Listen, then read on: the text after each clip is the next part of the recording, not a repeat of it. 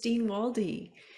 Christine is an artist, poet, and librarian whose work combines library and archival research with interests in experimental prose, poetry, visual poetry, performance, and the visual arts. Her work has been published in print and online journals in Canada, the US, the UK, and Germany. Welcome, Christine. Thank you so much. It's so lovely to see everyone. Thank you so much to old and new friends for joining us all tonight. Thank you so much to the Poetic Opener, to the open mic readers. That was really amazing. Aurora, especially for first reading, that was amazing. I really enjoyed hearing you read, and everyone. Many thanks to the organizers as well, Zoe and Leanne, thank you so much. So I'm going to let you all know that I'm here in Victoria from the Lekwungen territory. And while I've been here in this part of our planet as a settler, over the past 2 years, I've been looking for other places to go from, during the pandemic. And it's, I started looking into the sky and into space and looking at, different universes and galaxies and places that I could escape to, which I think we can all relate to. So I've been also thinking about traveling and not being able to travel. And so these sorts of thoughts have merged into writing poems about time travel. And these poems are instructions for time travel.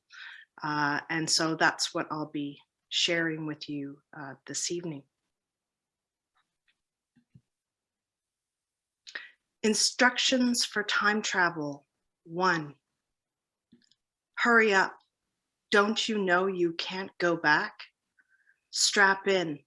Things are gonna get quick, fast. This may be the last time we ever see each other alive again. I hope I don't shit my pants from the spin. Is this another dream? Another test? Another experiment, some glitch? I recognize the static air, the pearly soundlessness. Earth shine at my window, the blue marble view. They tell you to listen for the whir, the drone purr. What we get for having lived on this planet, for better or worse. Kiss me, our time is up. Exodus. Instructions for time travel 2. Probabilities out. Your choice of destination, most definitely the date, not. Expect nothing but collapse, an inverted pull, some orbital suck through a vacuum, disappearing into information, some soft hair. Light years ago in a galaxy, yes, far, far away. Cue the decoherence, the ever-present. You're up next. Instructions for time travel 3. Spin in a circle until you get so dizzy you almost can't stand up. Now step back. Feel the rejection of inertia, its colossal force, the net action of rest, not at rest, but stirred to a spectacular velocity, thrown off course, opening just a crack to reveal the gap in space-time before you, a slit of brilliant light, rippling in the continuum, six-dimensional, and what you slip into, abandoning everything, all you imagine you carry. what hope you bring. Instructions for time travel 4. Before you go, burn everything. What you think you own is meaningless, inconsequential. Say goodbye to everyone. You're officially offline now, mofo. Turn the town upside down. This destination is terminated. No direction home. Consider your newfound liberation, the stepping out of, the reset, letting go of who you are. The erasure of all your memories is necessary. We can't have any interlopers here. Scared yet? You should be. And this is my final poem. Instructions for time travel 5. Keep your eye on the hole, your EKG. Get ready for the drop. Time seizing to a sudden stop. In this present moment we contend again and again, expanding in endless succession, endless universes. Watch out, the event horizon comes up quick. Prepare for the cavernous dip, your obliteration, the bottomless gop, powerful as fuck, immeasurable. Your eyelids meld to a principle of laws against all the uselessness of gods.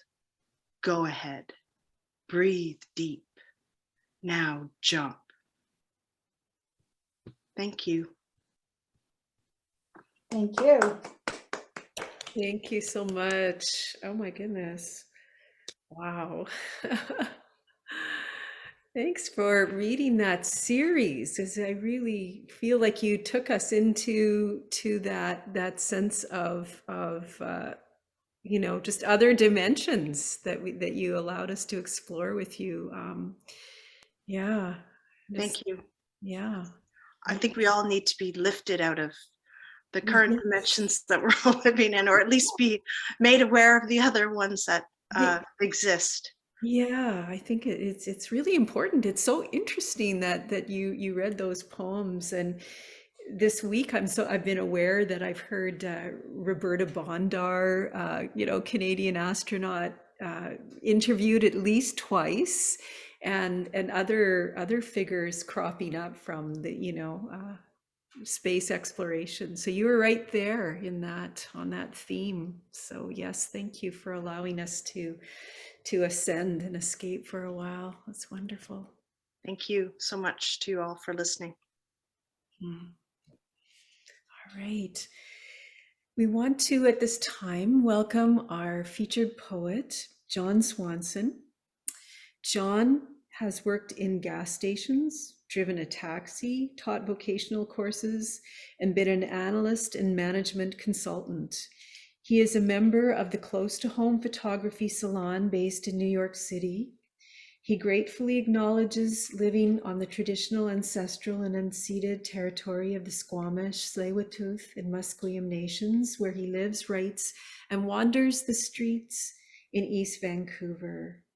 And almost hand-beckoning is a book of poetry and street photography from Vancouver and Paris. And we'll let you, hear from John in his reading what the themes are. And I think that will all come through, and he can tell us whatever he likes about them. So welcome, John.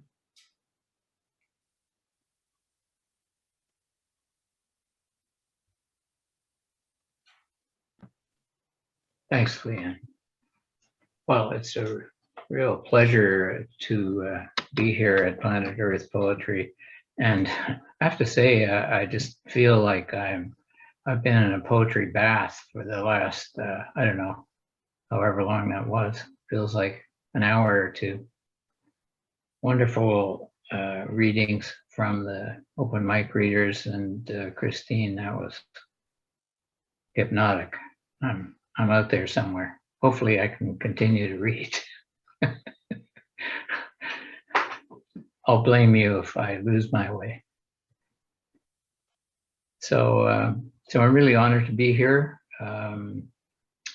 This is a much delayed Victoria book launch of an almost hand beckoning, as Leanne said, a book of poetry and street photography. The original launch was canceled in March of 2020 during the first COVID surge. So I'm delighted to be back here finally.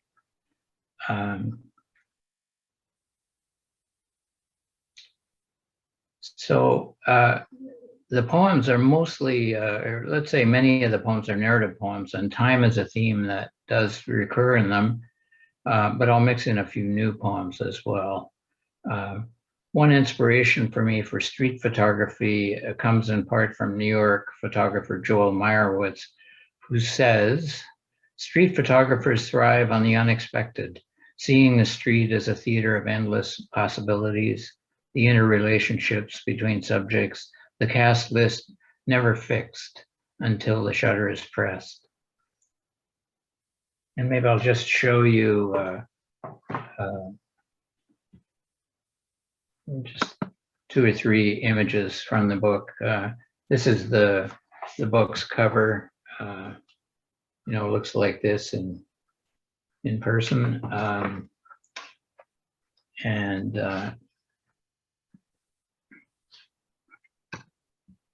So just excuse me a minute, I'll have to get this out of the way. There we are. So this is a photograph taken on Main Street in Vancouver at a pizzeria, unfortunately no longer with us, a much loved pizzeria called Don't Argue. The framing of this photo highlights the Argue, and just by coincidence, the couple sitting in the front left were arguing when I took the photograph.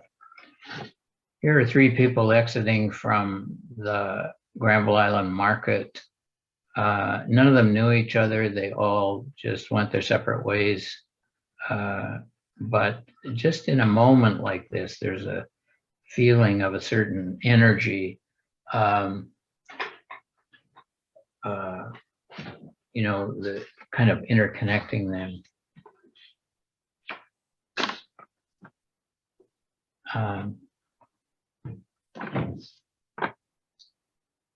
So we'll move on from here and start reading some poems.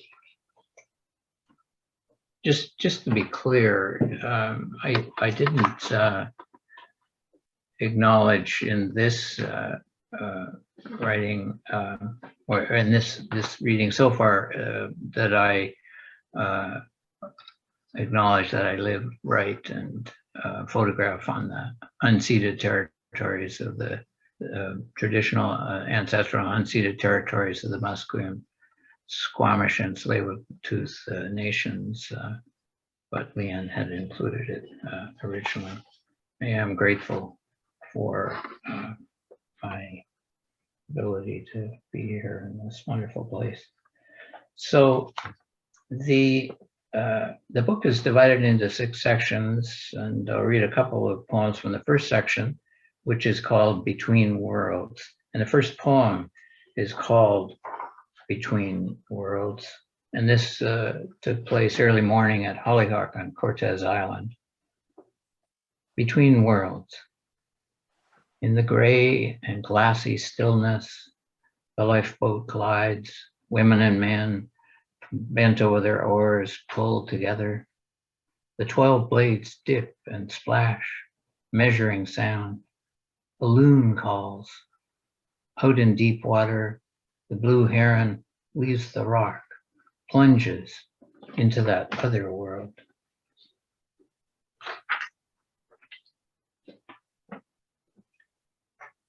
The next poem is called This Is How It Is Right Now. This poem comes from a week-long meditation retreat at Loon Lake. And one of the teachers, Kamala Masters, said this phrase, "This is how it is right now," over and over again, almost whispering it. This is how it is right now. In the hall, 70 of us sit facing the wall of windows, eyes closed or half-lidded.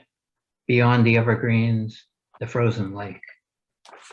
A low-flying duck slams the glass. 2 quick, heavy thuds as head, then body hit. 70 pairs of eyes blink open. The duck veers, flaps away. Huge flakes fall.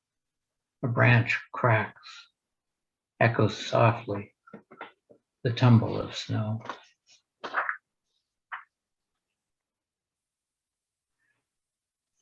And now, some photos of Paris. I had the great good fortune in 2009 to spend a few months. I had an apartment in the Marais district in the center of Paris, and it was a wonderful experience. And I'll just show you some of these images.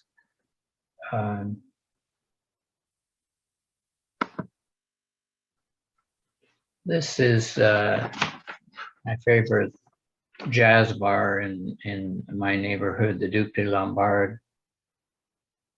Here's a storm cloud, a flaneur standing at the curb, 2 lovers on the metro, a Tuareg tribesman sitting in my favorite espresso bar in the neighborhood, mother and daughter looking very intently at each other. Part of the crowd at the May Day parade in the Place de la République. My favorite wine bar in the neighborhood, the Baron Rouge. And so, looking at an early draft, I had these photographs in the book, and my dear poetry friend Zoe Daniel said, I really like these images, but the first one, the one of the, oh, sorry, a little too fast there. Ah, hard to go slow here. But the one with the blue wall, the jazz bar, she said, it's a nice photo, but it doesn't fit there. You should take it out. But I really liked the photo, and so I thought, well, I'll have to write a poem to find a home for it and justify its existence. So here's the poem that eventually ended up getting written.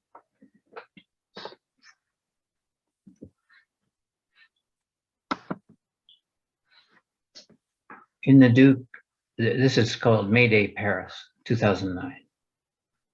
In the Duc de Lombard, iridescent blue wall behind, the guitar, soprano sax, drums, and piano begin their quiet exploration, delicate ethereal contact tone of brush shuffling on paper-thin cymbal, restrained solo from the sax. 3 women take their seats along the side banquette, laughing and talking loudly in English, order drinks. For everyone else, silence, absorption. The woman playing sax looks over at the guitar, down to the hands on the piano. The players go deeper. Sax and guitar notes twist around each other. Piano lays a web below. Outside, a dazzling light edges a storm cloud. A flaneur stands at the curb. Stone stairs invite us up.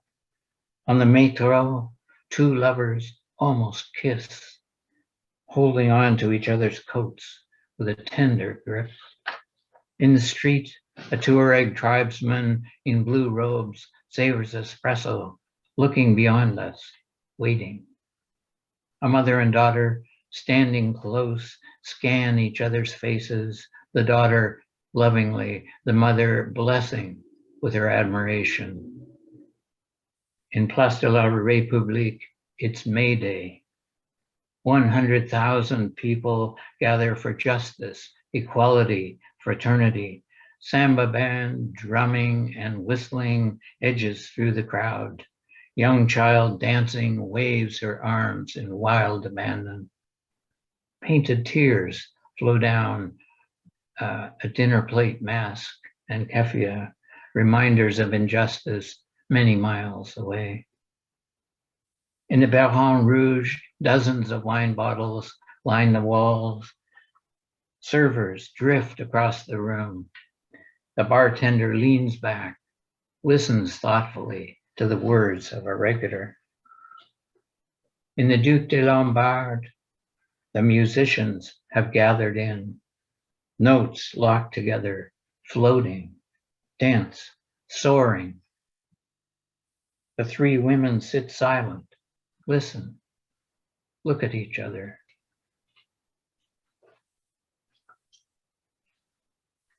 Wow, it's great.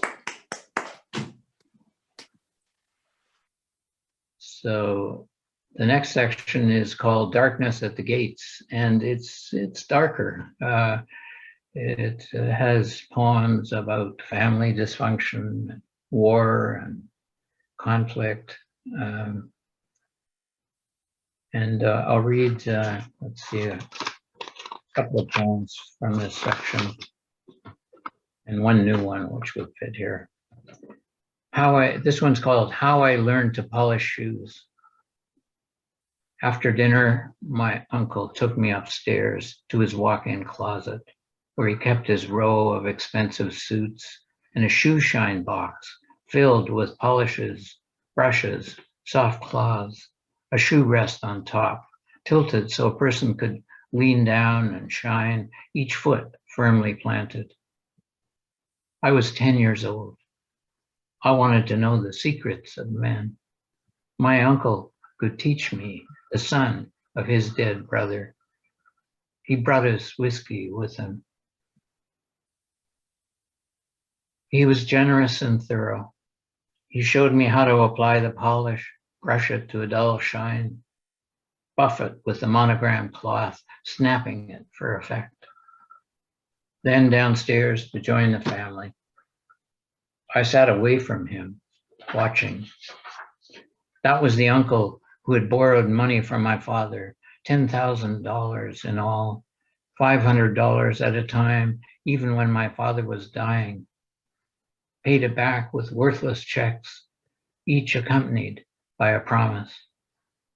My mother kept these checks, each one returned by the bank in a small Japanese inlaid box, took them out sometimes to show me. Later, the bottle of whiskey empty now, my uncle stood on the front lawn, yelling at phantom robbers, staggered in the door, fell, was helped by my aunt up the stairs to his room. That night, I learned the mysteries of men. I wanted to ask my mother what to do. On the way home, she wept. And for me, the longing for my father began in earnest. Wow, that was beautiful. The next one's called World Press Photo, and it was partly inspired by a compassionate listening tour to Israel and Palestine in 2012. And in the course of our time there, we listened to just about everybody, every side, trying to understand this intractable conflict. World Press Photo. A narrow, ruined alley, shattered plaster walls, electrical cable ripped out, tangled, jutting. At the far end of the alley, smoke and littered brick. Streaming toward us, a parade of men, faces twisted in pain, filling the alley to its end. In front, two brothers, middle-aged, the older yelling, looking into the lens at us. The other with a numb, amputated look, each carrying a boy, one 3 and one 5 years old, dead, wrapped in white cotton. On these boys and on these two men, and on the many men bearing witness, an unnatural, brilliant light, a holy light, pushes their faces upon us, shouts at us what they shout. What did they do, these boys? What have we done?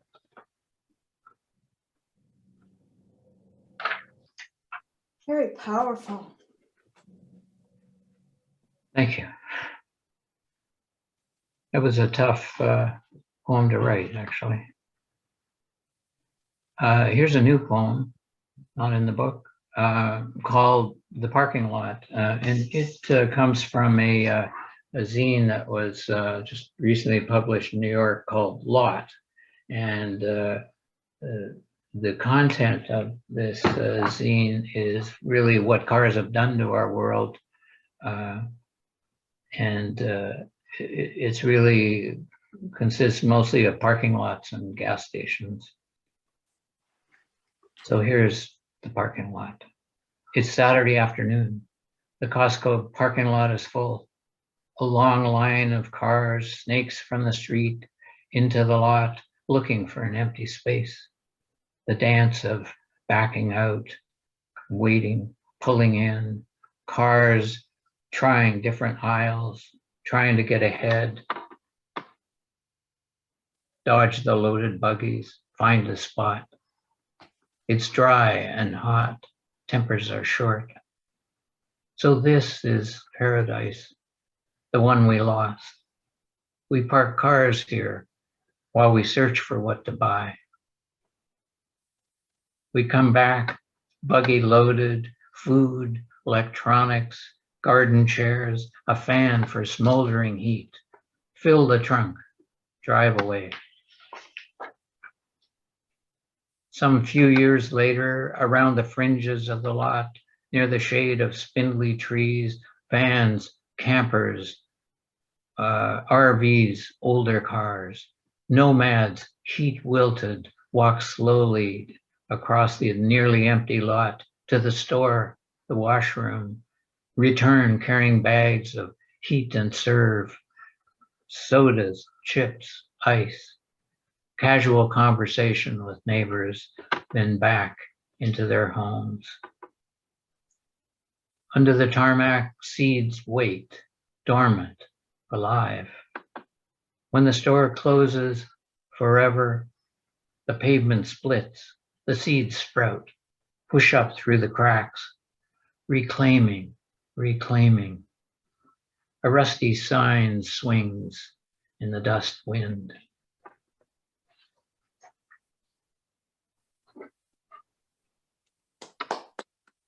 And now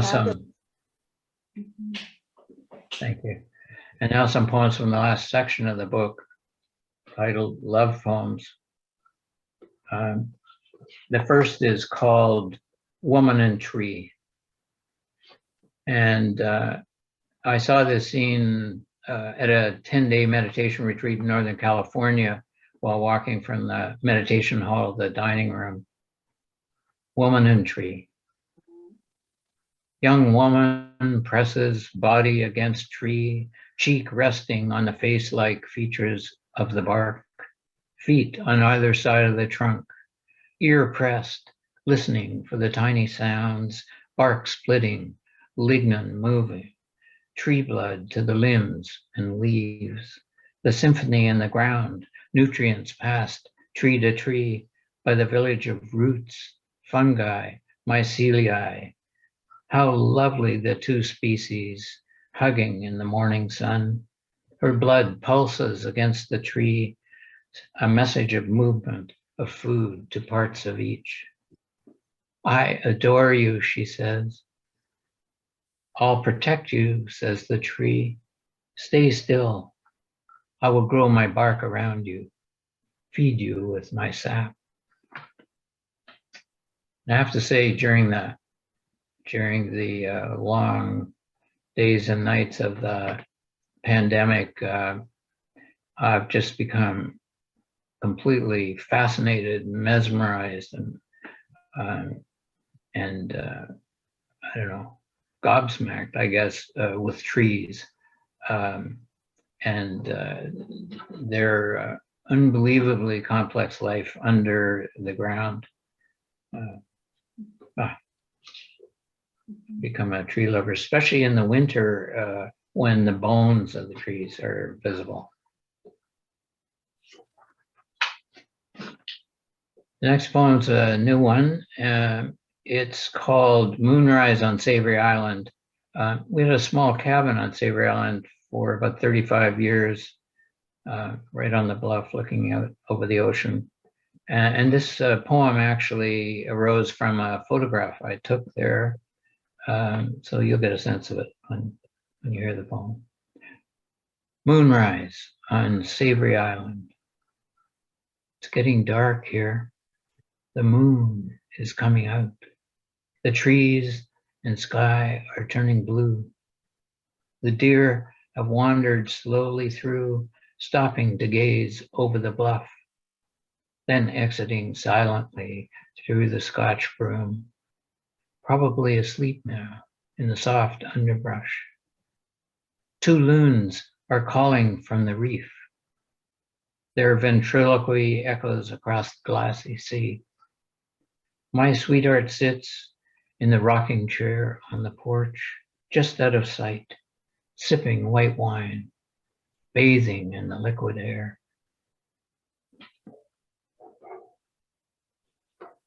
Beautiful. Another one from the love poems section. This one's called Medicine. When you say you love me, I feel better. This is the placebo effect. When you disagree with me, get angry, storm out of the room this time, how easily I could have been the one. Reconsider what I said, what it might mean. Come back and ask me. When we both feel your heart opening and my heart opening and our breathing slows, we stop watching each other, stand close, look into each other's eyes. This is the real medicine. I pick an iris from a wilting vase, hand it to you. You pour us a cup of tea. We sit on the love seat, facing each other, saying little, our bare toes entwined, like two litters of field voles, asleep and blind.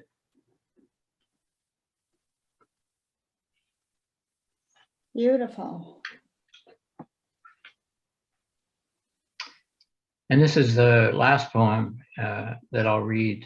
It's a new poem and not in the book. And it's called Janine Jansen Plays Tchaikovsky's Violin Concerto in D.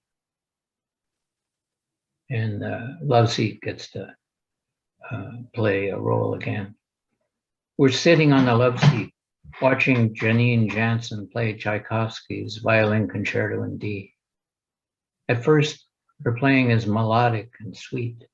As the concerto progresses, it becomes ferocious, driven, every brief note audible, even though you can barely see her fingers move. They move so fast. The sound is pouring over us from the concert hall speakers, a gift from the diagnosis, its unknowable future. My love is sitting close to me, wrapped in listening, at first barely swaying to the soft notes. As the concerto progresses, she begins conducting, hands and arms moving abruptly. Eventually, an almost epileptic whole body response, arms swinging, body vibrating. I am carried along, galloping at her side. We're going to need a new love seat, I shout over the glorious din. As the music winds to its ecstatic end and the audience begins its many curtain calls, we sink back, exhausted, laughing. Thank you, she says. This is my beautiful bride, my lover and companion these 53 years. Here we are in this new phase, a great release tonight. How long will we have? How long will we have? Each day a gift of pain or delight. We turn towards each other fiercely. Thank you. Thank you, John. Oh my goodness. Wonderful. So much appreciation here in the chat, which we will definitely save for you and for Christine. I think we just need a moment here to sigh and sway and swoon. And that was a beautiful reading. Thank you so much. I'm just reflecting on that last poem of the open mic that by Thich Nhat Hanh about compassion, and I'm struck by that there are so many moments of compassion in your poems, and that's just a first kind of observation, but so much that you shared with us of beauty, and yes, people are commenting on the lyricism, the power of it.